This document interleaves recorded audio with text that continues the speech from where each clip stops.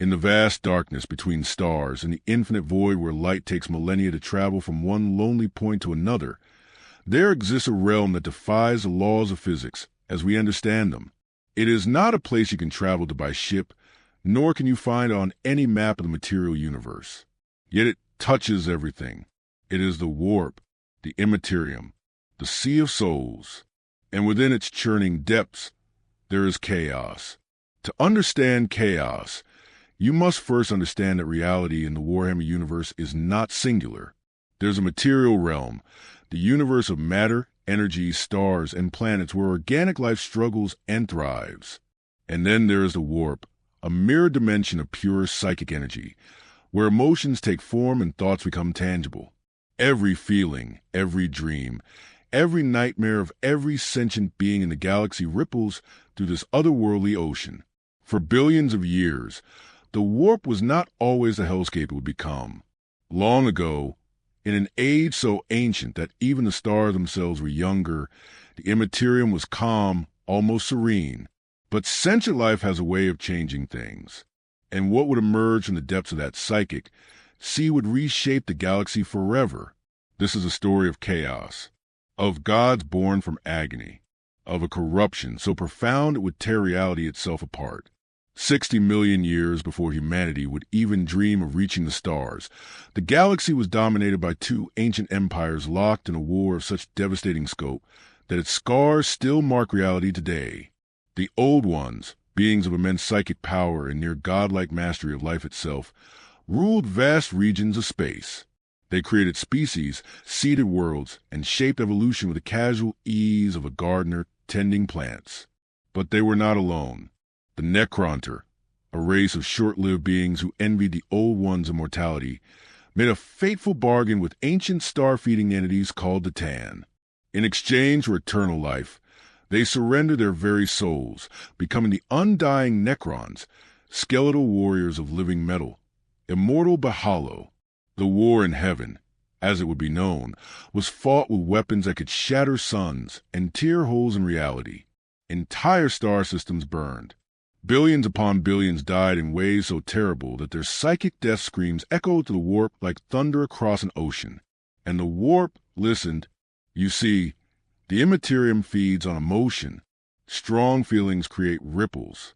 Extreme emotions create waves. But the war in heaven? That created a tsunami of psychic agony that would forever change the nature of the warp itself. The calm sea became turbulent. Eddies of emotion began to swirl and concentrate. And in those concentrations, something impossible happened. Consciousness began to form. Not consciousness as we understand it. Not the ordered thoughts of a biological mind. These were vast, incomprehensible entities woven from the darkest emotions of countless dying souls. Fear crystallized into form. Rage found a shape. Despair coalesced into being. The first whispers of the powers that would become the chaos gods began to stir in the depths of the warp. The Old Ones, recognizing the threat too late, created new warrior races to fight their war. The Eldar, masters of psychic grace, and the brutal Krork, ancestors of the Orcs. But the damage was done. The warp had been poisoned by the very act of making war. The more they fought, the stronger the darkness became. When the war in heaven finally ended, less with victory than with exhaustion, the galaxy was forever changed. The Necrons entered their long sleep. The Old Ones vanished, presumably destroyed. But the warp remembered every scream. In the millions of years that followed, three great powers solidified within the warp. Khorne, the blood god, born from every act of murder and rage. Tzeentch, the architect of fate, woven from ambition and the desire to change one's destiny. And Nurgle, the plague lord, manifested from despair and the inevitable decay of all things.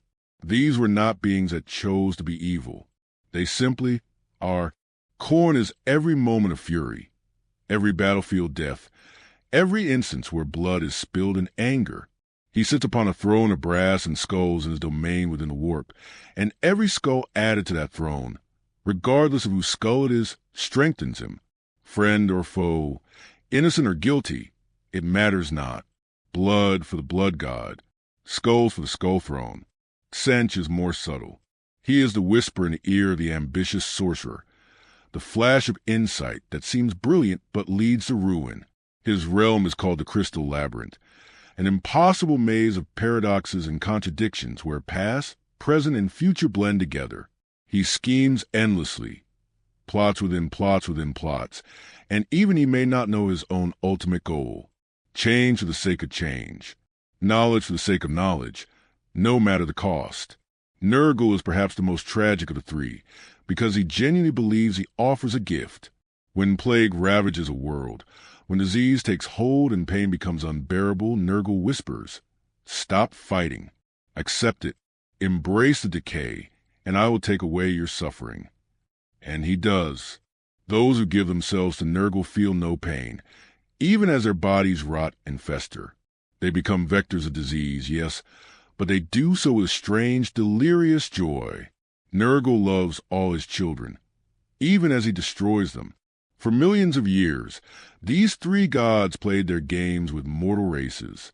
The Eldar learned to navigate the warp despite the dangers. Humanity had not yet risen, and the galaxy turned slowly through ages of relative stability. But the fourth god was coming, and its birth would shatter everything. The Eldar Empire, at its height, was a civilization without equal. They had conquered death, mastered the warp, and built a society where every citizen could live for thousands of years pursuing whatever brought them joy. Their technology was so advanced it seemed like magic. Their psychic abilities allowed them to shape reality with thought alone. But when you have everything, when you've done everything, experienced everything, what's left? The answer for the Eldar was excess. It began innocently enough. Pleasure cults formed, dedicated to experiencing ever more intense sensations. Art became more extreme. Music grew louder, more complex, more overwhelming. The Eldar pursued every sensation to its absolute limit and then pushed beyond. Over thousands of years, this excess grew darker. Boundaries dissolved. Taboos crumbled. What had been forbidden became fashionable. Pain and pleasure mixed until they were indistinguishable. The Eldar's psychic nature meant that everything they felt echoed powerfully in the warp. And in that echo, something new began to take shape. Slaanesh, the Prince of Pleasure, the Dark Prince, the youngest of the Chaos Gods, gestating the warp, feeding on every moment of excess, every sensation pushed beyond reason, every act of hedonism across the entire Eldar Empire. For 5,000 years, Slaanesh grew in the shadows of the Immaterium, a god fetus waiting to be born. The Eldar couldn't sense it. They were too caught up in their own pleasures to notice the doom they were creating. And then, in a single cataclysmic moment, Slaanesh was born. The psychic scream of that birth ripped across the galaxy. In an instant, trillions of Eldar souls were torn from their bodies and devoured by the newborn god. The heart of the Eldar Empire, dozens of densely populated worlds at the galaxy's core, simply ceased to exist. In their place, a massive wound opened in reality itself. The Eye of Terror, a place where the warp and the material universe overlap, where demons walk freely and the laws of physics become twisted suggestions rather than rules. The greatest civilization the galaxy had ever known died screaming, their souls feeding the very god they had accidentally created. The survivors, those far from the center, or those who had hidden their souls in spirit stones, were left scattered and broken, forever hunted by she who thirsts. With Slaanesh's birth, the balance of the galaxy fundamentally changed. The Eye of Terror became a beachhead where chaos could bleed directly into reality, and the four chaos gods, now complete in their dark pantheon, began to take a more active interest in the mortal realm. Because here is a terrible truth about the chaos gods. They need us. They need sentient life. They need emotion. A galaxy empty of feeling would be a galaxy where they slowly fade, their vast consciousnesses dissipating back into the background radiation of the warp. So they corrupt. They whisper. They offer gifts that seem too good to refuse. A warrior, overwhelmed by rage in the heat of battle, might feel Khorne's attention turned toward them. The blood god doesn't speak in words so much as concepts: power, strength, victory, dominance. Surrender to the rage completely, and all of this can be yours. And if that warrior takes the final step, if they give it entirely to bloodlust, they find that Khorne's gifts are very real. Strength floods their body. Fear evaporates. They become an unstoppable killing machine. But they also become his. Forever. Body, soul, and mind. Tsench approaches differently, offering knowledge to those who seek it. That sorcerer desperate to understand the universe's secrets. That scientist pushing the boundaries of forbidden research. That politician seeking just a little more influence. Tsench whispers to all of them, I can show you what you want to know. I can give you the power to change your fate. And he can. But knowledge from the architect of fate always comes with strings attached. Plans within plans that lead to damnation. Nurgle finds the suffering, the diseased, the despairing. When plague ravages a world and the dying cry out for any relief, Grandfather Nurgle is there with his grotesque compassion. Join my family, he offers, and I will take away your pain. And it's true. Those who accept his embrace no longer suffer, even as their bodies become bloated vectors of disease. They spread his plagues with delirious joy, singing his praises even as they rot. Slaanesh is perhaps most insidious, because the Dark Prince offers what everyone secretly craves. Sensation, pleasure, experiences beyond the mundane. For those who've grown numb to ordinary life, who seek something more intense, more real, Slaanesh promises heights of ecstasy that mortal flesh was never meant to experience, and delivers, at least at first. But the price is always higher than it seems, and the pleasure eventually twists into something far darker. By the time humanity rose to prominence, the warp was already thoroughly claimed by chaos. During the dark age of technology, humans spread across the galaxy, building a federation of worlds that seemed destined for greatness. They didn't understand the warp's true nature.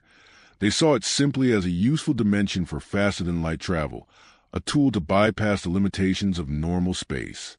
For thousands of years, it worked. Human civilization flourished. But they were sailing through chaos's domain, and the gods were patient. When Slaanesh's birth sent shockwaves to the Immaterium, warp travel became impossible. The storms were too violent, too unpredictable. Human worlds found themselves suddenly isolated, cut off from each other with no way to call for help. And in that isolation, chaos found them. On world after world, desperate people turned to darker powers. Cults formed, offering hope to the hopeless, power to the powerless. Some worlds descended into anarchy and bloodshed, feeding Khorne. Others succumbed to plague and despair, falling into Nurgle's embrace. Still others sought forbidden knowledge or extreme sensation, becoming prey for Tsench and Slaanesh. The Age of Strife consumed humanity's first golden age. Thousands of colonies died screaming. Psychers, humans with psychic abilities, began manifesting in greater numbers, and many became doorways through which demons could enter the material realm. Warp rifts open on dozens of worlds, spilling horrors into reality. For 5,000 years, humanity suffered. On ancient Terra, in the midst of this darkness, warlords carved up the planet. Technology regressed. Knowledge was lost. It seemed as though humanity might not survive to see another golden age. But on Terra, someone was watching. Someone who had lived through all of human history, guiding from the shadows, waiting for the right moment to reveal himself. The Emperor of mankind had seen the rise and fall of countless civilizations. He had walked among humans since before recorded history, subtly steering humanity's development, preparing for a future he alone could envision. And when the Age of Strife finally began to wane, when the warp storm started to calm just enough to make travel possible again, he made his move. Emerging from the shadows, the Emperor united Terra through a combination of military genius, superhuman charisma, and raw psychic might that dwarfed any human who had ever lived. He created the Space Marine Legions, genetically enhanced super soldiers, each one a perfect warrior. He built a vast imperial war machine, and he declared his intention to reunite all scattered human worlds under one banner, to create an imperium that would span the galaxy and be strong enough to resist chaos forever. It was called the Great Crusade, and for a time, it seemed like it might actually work. The Emperor's armies swept across the stars, bringing lost human worlds back into the fold, destroying alien empires that stood in their way, and most importantly, purging chaos cults wherever they found them. But the Emperor made one critical error. He kept the truth about chaos secret from nearly everyone, even from his own sons, the Primarchs, 20 genetically engineered demigods he had created to lead his space marine legions. He believed that knowledge of chaos would only make people more vulnerable to corruption. If they didn't know the gods existed, he reasoned, they couldn't be tempted by them. He was wrong. The chaos gods had been watching the Emperor's rise with great interest. They saw him the greatest threat they had ever faced, a being powerful enough to potentially unite humanity and sever their connection to the warp forever. So they began to plan, to scheme, to prepare their counterstroke. And they found their champion in the Emperor's most beloved son, Horus, the greatest of the Primarchs, the War Master. The story of how chaos would corrupt Horus and turn half the Imperium against itself. That is a tale of betrayal and tragedy that would reshape the galaxy once more. But that story is for another time. For now, rest knowing this. Chaos is eternal. It cannot be destroyed as long as sentient beings feel emotion. It can only be resisted, one choice at a time, one soul at a time. The battle between order and chaos has raged for millions of years, and it will rage for millions more. The warp churns, the god scheme, and the galaxy burns. But these are struggles for the waking world.